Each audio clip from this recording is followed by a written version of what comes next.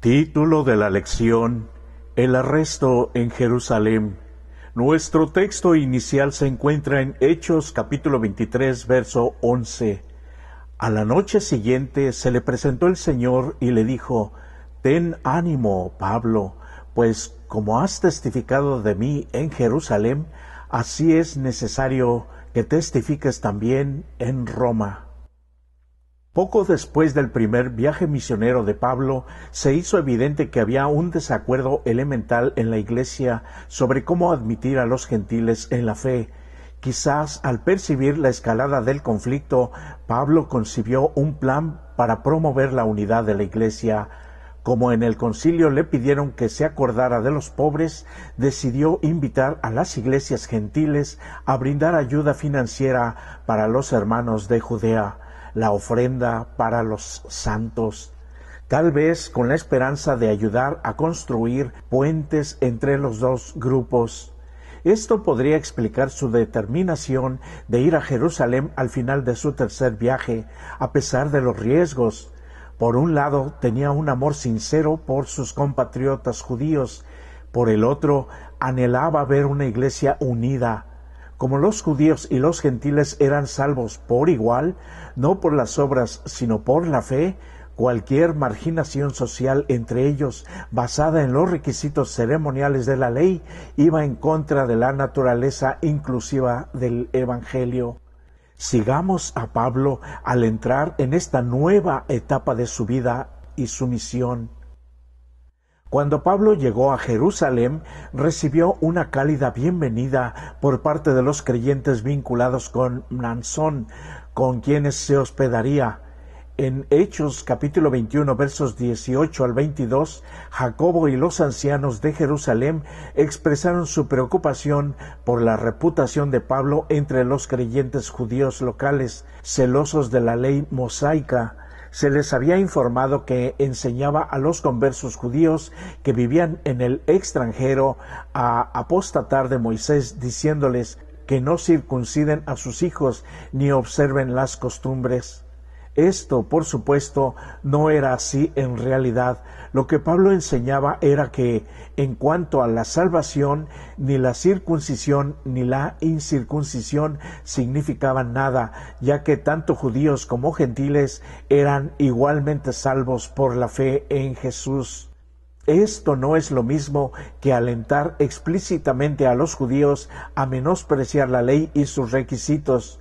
Claro que la obediencia en sí no es sinónimo de legalismo, aunque se la podría tergiversar deliberadamente para que denote precisamente eso.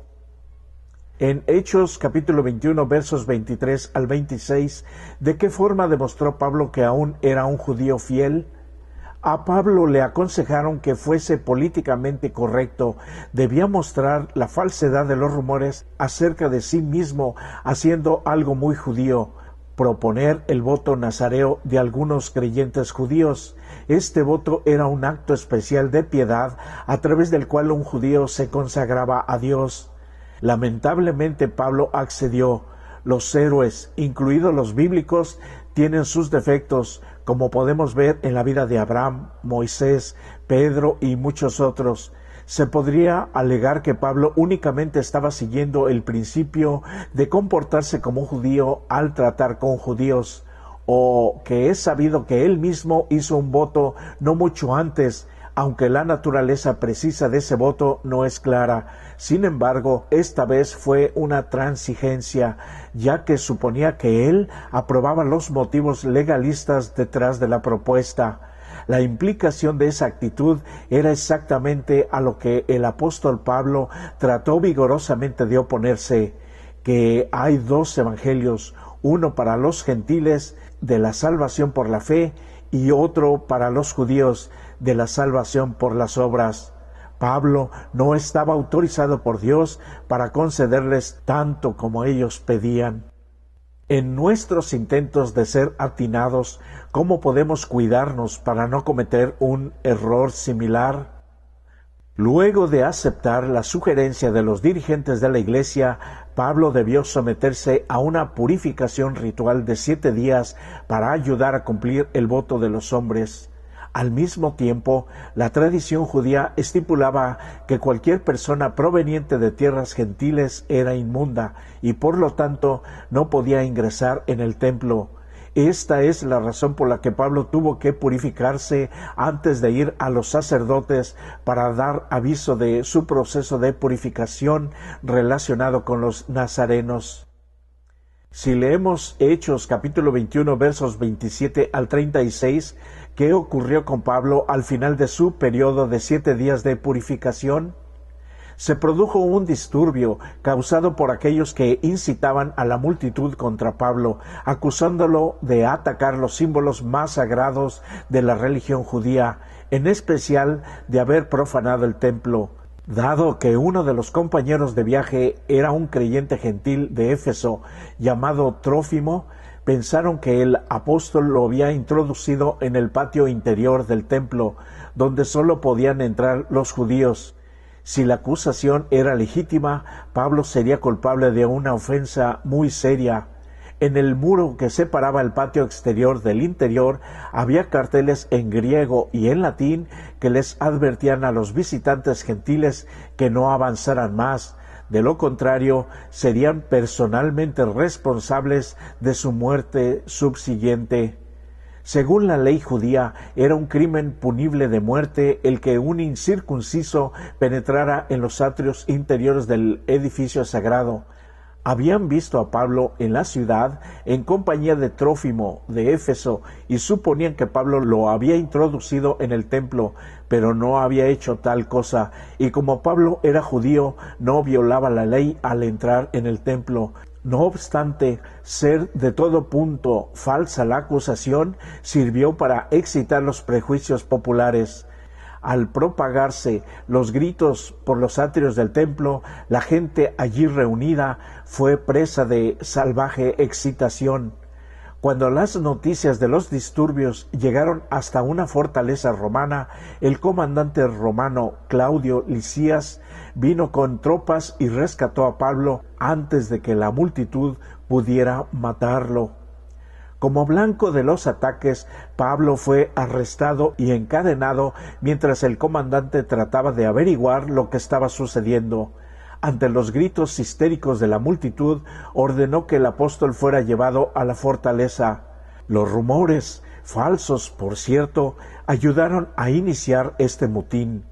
¿Por qué debemos ser tan cuidadosos con los rumores que oímos, o, peor aún, con difundirlos? Hechos capítulo 21 verso 37 al 40 relata lo que sucedió después. Mientras llevaban a Pablo a la fortaleza romana para interrogarlo, le pidió permiso al comandante para hablarle a la gente, que aún clamaba frenéticamente por su muerte. Cuando le habló en griego al comandante, éste pensó que Pablo podría ser un cierto judío de Egipto, que 3 años antes había iniciado una revuelta en Jerusalén contra la ocupación romana. Sin embargo, la revuelta fue sofocada por las fuerzas romanas. Muchos de sus seguidores fueron asesinados o arrestados, mientras que el egipcio escapó.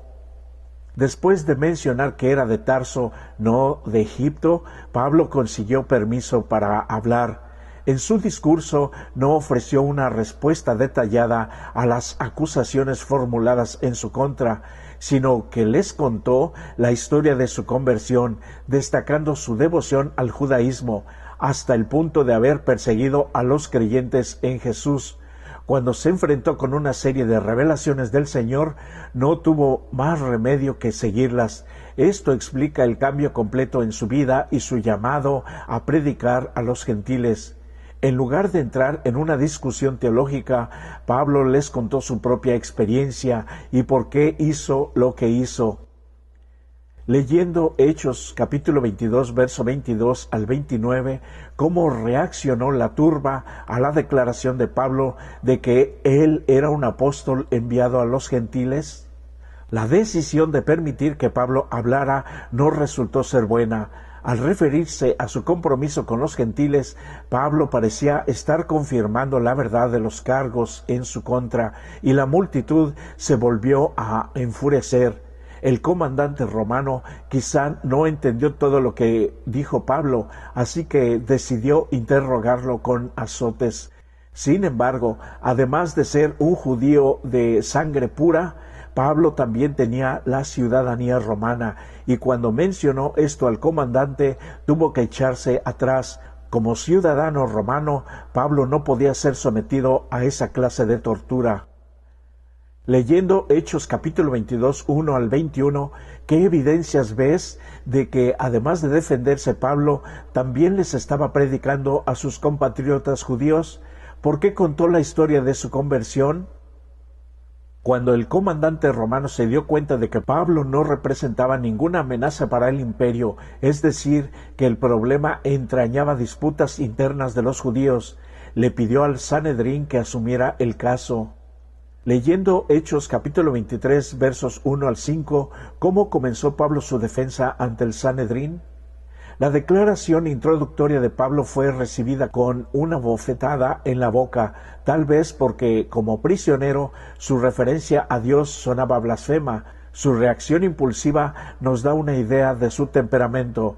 Al llamar pared blanqueada al sumo sacerdote, quizás se hizo eco de la condena de Jesús a la hipocresía de los fariseos en Mateo capítulo 23, verso 27. Sin embargo, como Pablo no sabía realmente que se estaba dirigiendo al sumo sacerdote, no se puede descartar por completo la posibilidad de que tuviera problemas de la vista. Ahora en Hechos 23, versos 6 al 10, ¿cómo intentó Pablo interrumpir ingeniosamente el proceso? El Sanedrín estaba compuesto por saduceos y fariseos que estaban enfrentados en una serie de cuestiones. Una de ellas era la doctrina. Los saduceos, por ejemplo, cuyo canon bíblico incluía solo los primeros 5 libros de Moisés, el Pentateuco, no creían en la resurrección de los muertos. No obstante, la declaración de Pablo era más que una táctica inteligente para distraer al Sanedrín. Dado que su encuentro con Jesús resucitado camino a Damasco era la base de su conversión y su ministerio apostólico, la creencia en la resurrección era el verdadero problema por el que se lo juzgaba. Ninguna otra cosa podría explicar cómo había cambiado su antiguo celo para llegar a ser lo que era ahora.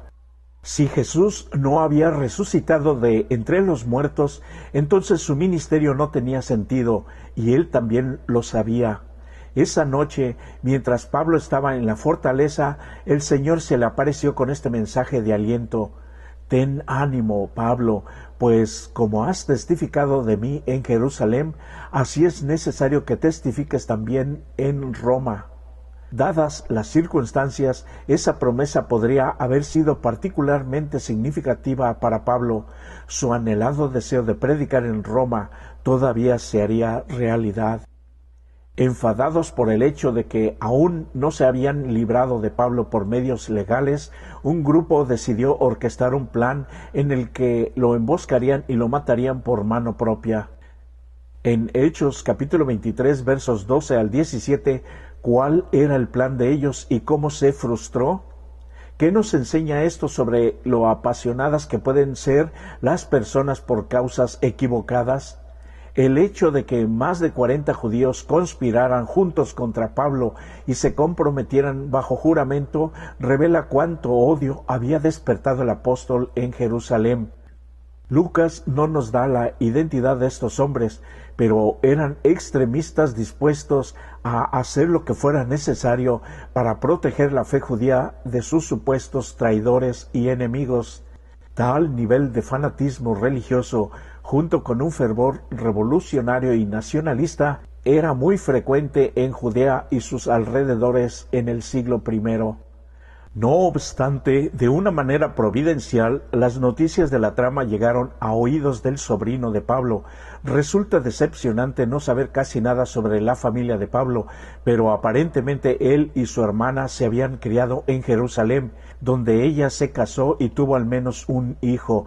De todos modos, el sobrino de Pablo, el diminutivo Neaniscos, y el hecho de que lo tomaran de la mano implica que aún era adolescente.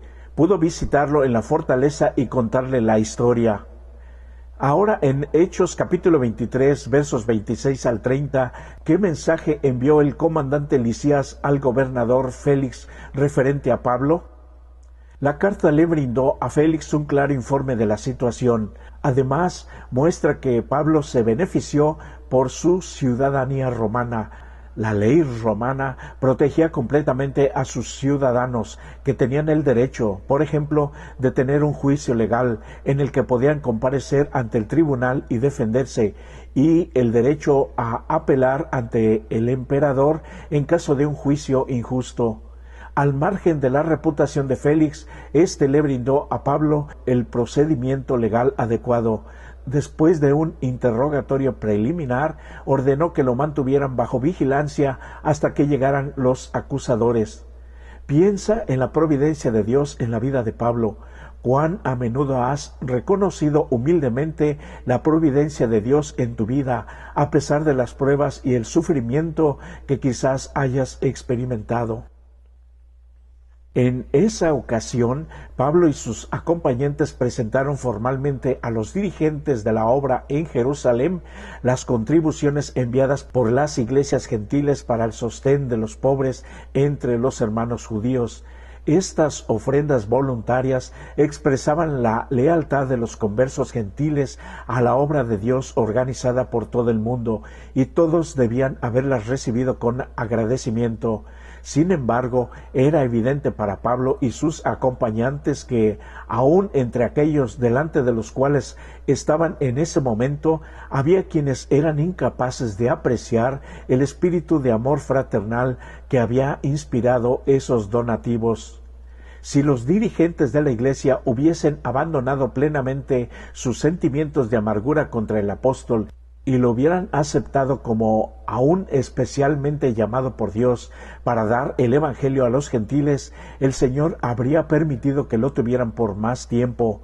Dios no había dispuesto que las labores de Pablo terminaran tan pronto, pero no hizo un milagro para contrarrestar el curso de las circunstancias creadas por el proceder de los dirigentes de la Iglesia cristiana en Jerusalén. El mismo espíritu conduce aún a los mismos resultados. El dejar de apreciar y aprovechar las provisiones de la gracia divina ha privado a la Iglesia de muchas bendiciones. Cuán a menudo el Señor habría prolongado la obra de algún fiel ministro si sus labores hubieran sido apreciadas. Pero si la Iglesia permite que el enemigo de las almas pervierta el entendimiento, de modo que se falseen e interpreten mal las palabras y los actos del siervo de Cristo, si se llega a obstruir su camino y estorbar su utilidad, el Señor los priva algunas veces de la bendición que les había dado. Después de que las manos están cruzadas sobre su pecho exánime, cuando la voz de amonestación y aliento se acalla, entonces los obstinados pueden despertar y ver la magnitud de las bendiciones de las que se privaron. Su muerte puede realizar lo que no logró hacer su vida. Tenemos algunas consideraciones para meditar. Número 1. Al ir a Jerusalén, a pesar de saber que no sería bienvenido, Pablo puso los intereses de la Iglesia por encima de sus intereses personales. ¿En qué medida deberíamos seguir su ejemplo? Número 2. ¿Qué podemos aprender del compromiso de Pablo en Jerusalén? ¿Cómo podemos ser políticamente correctos sin renunciar a los principios por los que vivimos? ¿Es acaso posible esto?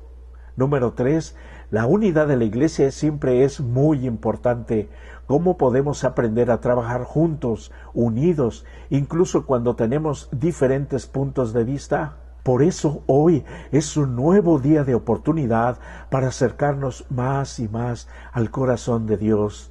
Acerquémonos también a nuestros amigos y hermanos en la Iglesia, en nuestra congregación, en nuestra familia, en nuestro vecindario.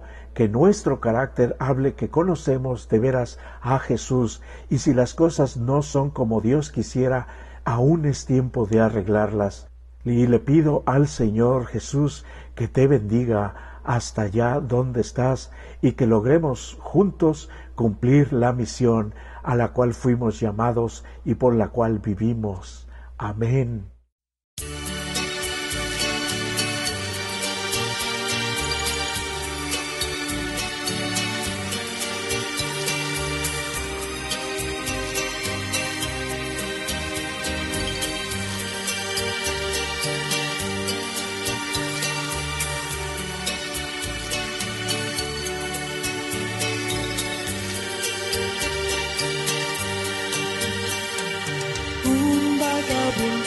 Que por la vida buscaba ayuda para su herida oyó que en Jesús había solución.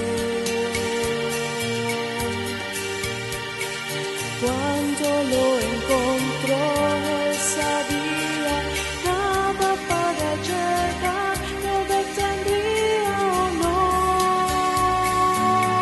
No importaba a nadie más que él.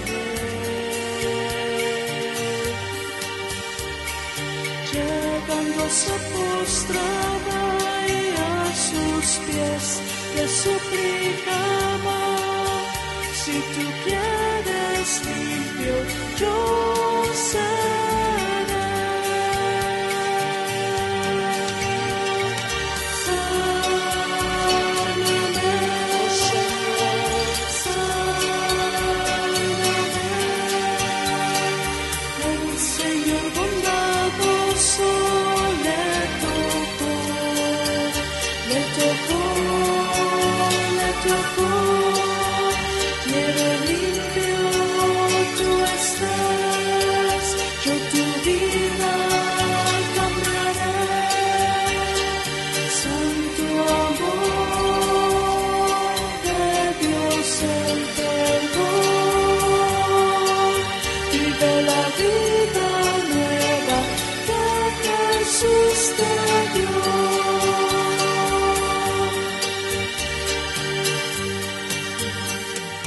Muchos cual vagabundo hoy en día viven sin dirección.